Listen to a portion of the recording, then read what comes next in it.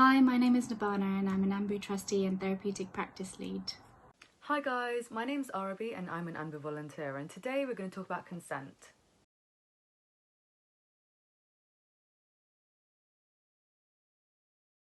So let's start with, what is consent?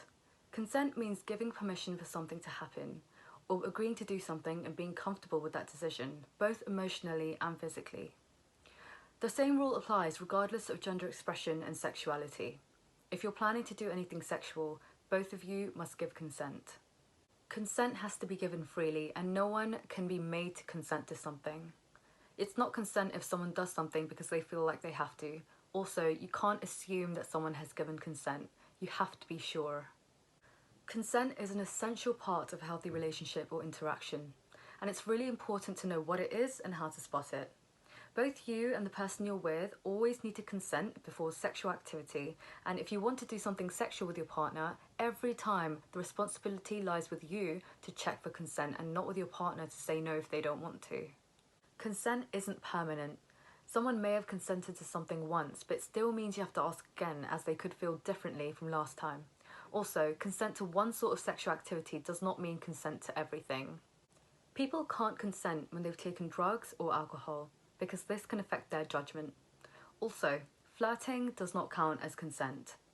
Always remember, it is so important that you ask for consent, especially if you're not 100% sure.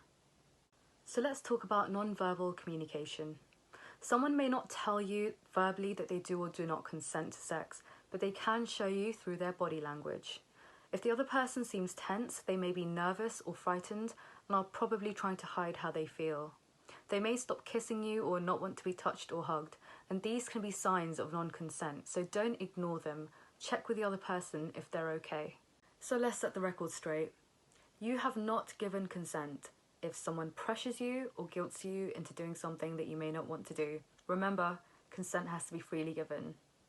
If someone ignores your wishes and doesn't pay attention to non-verbal cues that show that you're not consenting, such as pulling or pushing away. If someone makes you feel like you have to, or they make you feel like you owe them somehow because you're dating or they bought you a gift, etc. If someone reacts negatively with sadness, anger, or resentment, if you say no to something or don't immediately give consent.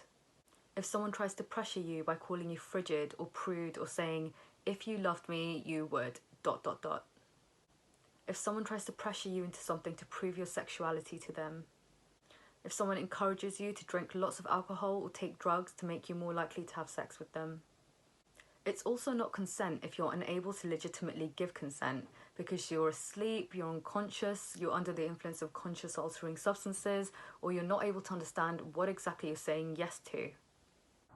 An individual needs to be conscious in order for them to give consent freely. So if someone is drunk, asleep or unconscious, they can no longer give consent freely. Someone could have given consent before any sexual activities and during, but if in the middle they become unconscious or fall asleep, they can no longer give consent. So any sexual activities need to stop, as the assumption can't be made that there is still consent. With any sexual activity and any sexual partner, the onus lies on you to check that there is consent for any activity. The onus doesn't lie on the partner to say no or that they feel uncomfortable.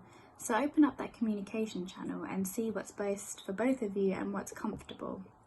So to clarify, if someone's been forced into having sex, whether that's verbally or emotionally, it is not consent. If anyone's been guilt-tripped or emotionally manipulated into having sex, again, that is not consented.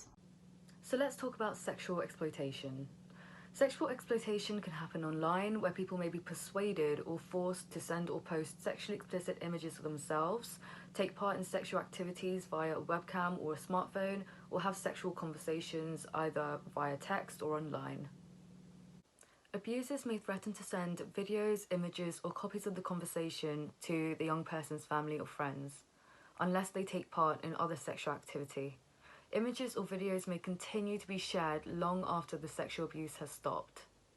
ANBU UK can signpost organisations that can help you if you've been impacted by this or any other areas that we've talked about today. So now, the legalities. In England, Northern Ireland and Wales, a child is someone who has not yet reached their 18th birthday. The age of consent, or the legal age to have sex, is 16. The laws are there to protect children from abuse or exploitation, rather than to prosecute under 16s who participate in mutually consenting sexual activity. It is illegal to have sexual relations with someone under the age of 16, and no one can consent legally even if you're in a consenting relationship. Penalties are very high for any sexual activity with someone under the age of 13. So that's it today on consent. If you have any questions, please feel free to send us a DM. Take care and stay safe.